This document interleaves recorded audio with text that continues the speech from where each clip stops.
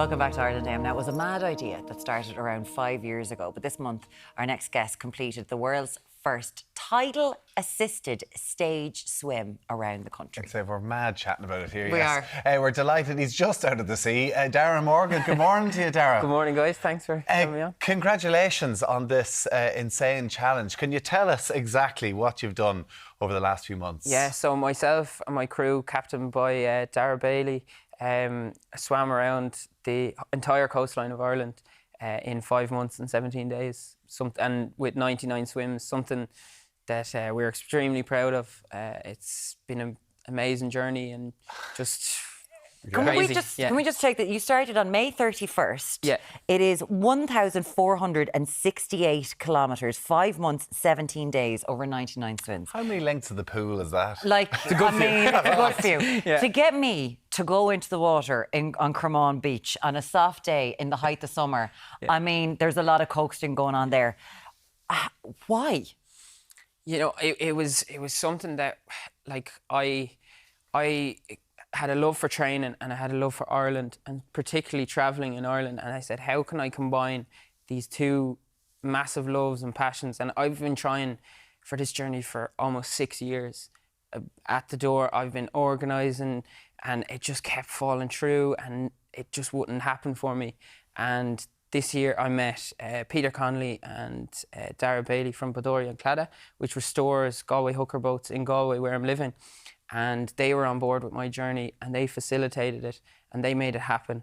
And it was actually so special that I had a Galway hooker following me as a support boat around Ireland. So it was like a cultural flag of Ireland, of Galway. And that's Daragh there. Around Ireland following me, and it made me very, very proud. Yeah. Hold on, is that you? There's you. Is you swimming with dolphins there? Dolphins there, yeah. Like, it must have been some surreal experience. Do you know, it was the first time I ever swam with dolphins was Achill Island. Right. So we were swimming up on Achill Island, and it was in the dark, so we do some night swims to kind of get the distance in. Oh my God. And you could just hear them before you could see them.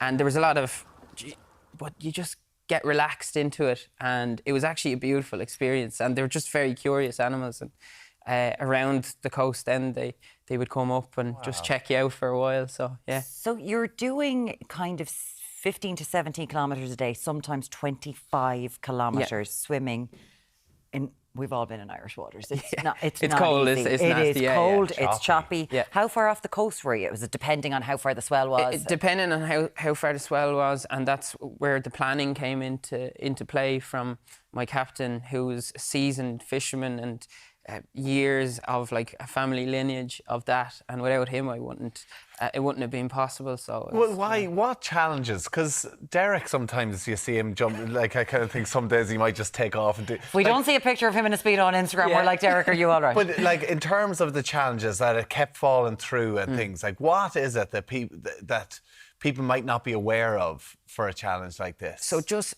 this challenge in particular, logistically, it's massive. So beside the swimmer, you have to have a boat, and you have to have someone feeding you, and then you have to get out to the swimming location. So the logistics of actually tying up a boat, let alone having a swimming complication on it. So if you think of it, if you were a captain of the boat, someone goes overboard every single day, and then you are responsible for that person in the water. So it's a huge logistical thing. And then when we came back, we had to manage 3 boats, petrol, all this fuel, and then I had to think about, you know yourself, fuel, food, nutrition. How do I, fuel myself for the next day? Basically, I was doing a marathon every single day I got in there, and I had to perform at a top level, even when I was probably not at my best. So and then were you coming back onto land to sleep every night? Like, so I slept on the boat, the Nave Cronin. Yeah. You slept on the boat for over 5 months. Yeah. We got 1 or 2 hotel rooms along the way off, and that's it. The beauty of the Irish coastline and the people, so hospitable. But this is the dedication. How long were you swimming for a day? Like, on average, how long about 5 to 6 hours. In the water? Yeah. Wow.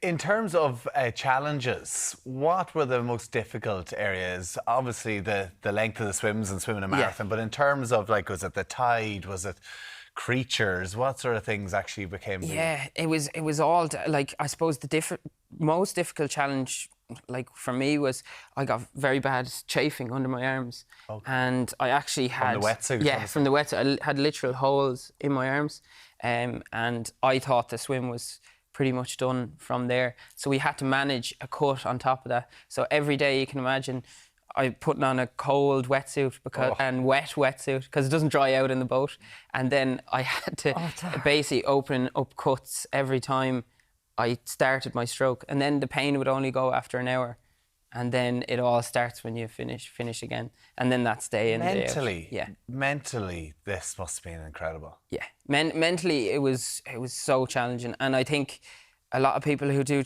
are probably a lot older than me, so it was probably more of a challenge because people with more experience obviously have experienced more, and it's more challenging. So I threw the kitchen sink at myself at probably a young age, and I went through. What age are you? 27. Wow. Yeah. Like you started talking about, before you got to the hole in your arm, you said put on a wet wetsuit, and both of us just went, oh, like we all remember that in school, going on a tour in the wet wetsuit. You'd be like, I can't be dealing. Yeah. It's amazing. You've done this for you're raising money for the Simon community and for the RNLI. Yeah. Like, you weren't living in a house for 5 months during all of this. You were living on the boat with, thank God you don't have motion sickness, one would hope. So you're raising money, people can still donate because you're out of the water. Yeah. Kevin Toomey asked you when you came in, how are you getting on? You're like, well, I'm done. I'm here now. Because you have been you have been on the sea for this long. Yeah, and that's to emphasise that as well. Like, we didn't do this on a big budget either. We had no corporate sponsorship. We really did it on the bare minimum, and that was, to be honest, we had meetings and planning before that. We were kind of forecasting 100,000 to do this all together, and we had nothing near that. Wow. And we didn't get anything near that, and that was another challenge in itself, to try and sustain a journey like this financially. Your dad played a big part in it because you're trying to break a Guinness World Record here. How, because listen, they're so meticulous about this, and I presume you didn't have somebody with their white jacket on and their clipboard for 5 months. They didn't want to live on the boat. I can imagine that. So your dad helped out and tracked everything. Yeah, my dad was pivotal on that. You know, it was brilliant. You know, so what we did on every swim was we took videos, pictures, and then we had a physical log every time I ate, very detailed with the start and stop coordinates of every swim, and then that would go into a big database on a spreadsheet, and then that potentially now next week that's going to be ratified by swimming bodies, which are the IDLSA, which are the Irish Long Distance Swimming Association, and WOWSA, and then once that's ratified, it'll go to Guinness, and hopefully in the next coming months it'll be approved. Fingers crossed. Fingers crossed, yeah. My God, when you sit inside here, Alan Hughes is always like, I've got 75 world records and it's for holding a cup of tea or something like that. I think I'll go for that next. You might go for something easier. Can I ask you just about the jellyfish? Yeah. Like, this was a big challenge as well. Like, there's a huge amount of jellyfish around the coast of Ireland. Yeah. Particularly outside Dublin, you were saying. A lot outside. I got stung a lot outside Dublin, and particularly in the Dublin Bay. And then there was a new variant of jellyfish down in Cork. It's a mauve stinger. And I was swimming in the dark and I got stung. It was the first time I got stung by this jellyfish. It was like getting stung by electric barbed wire. I could only... Cork have to be different. On your face, On your face. Yeah. And you were saying that you see the tentacles, so you nearly know it's the anticipation. It's the anticipation. It's the fear. You see them. You kind of prefer getting stung than actually... seeing them constantly, like, out of sight, out of my mind is sometimes better. Fair play to you, just getting stung all the time. And it says it's the world's first tidal-assisted stage swim around the country. Around Ireland, yeah. I don't think our tides were they much of an assist? It must have been pretty tough. They were essential. Yeah. Without the tide, no one would be able to swim around the country, and that's where the knowledge of I had. Daragh Bailey, who was kind of my captain, but he knew every inch of this coastline because his father was the last man to sail Galway hookers in and out. They were traditionally used as transport for turf, So it was like entrenched in his family history, and it was like he trained kind of all his life for this moment. I trained all my life for this moment. We came together, and that was the only way it was done, and that's what made it so special as well. You know, it's amazing. Having what a team around What you. a team. Being on a Galway hooker is so cool. I hate asking this because you've just got out of the water. You need to embrace and enjoy and appreciate what you've done. But have you eyes on another challenge? At the moment, I want to distill this. I want to enjoy it. I want to potentially do a bit of writing around it. And then I think the next challenge then will maybe rear its head, or it might be a bit easier. Alan Hughes holding a cup of tea, baby. Think about a cup that of tea, one. yeah. It's interesting, the writing, because you must have had so much time to think, and to alone time and around the coast. And that's the interest. Along the coast, I wanted to keep a journal and write down my thoughts and things like that. But I actually couldn't, because I was so entrenched in this, and I was so almost obsessed in a way.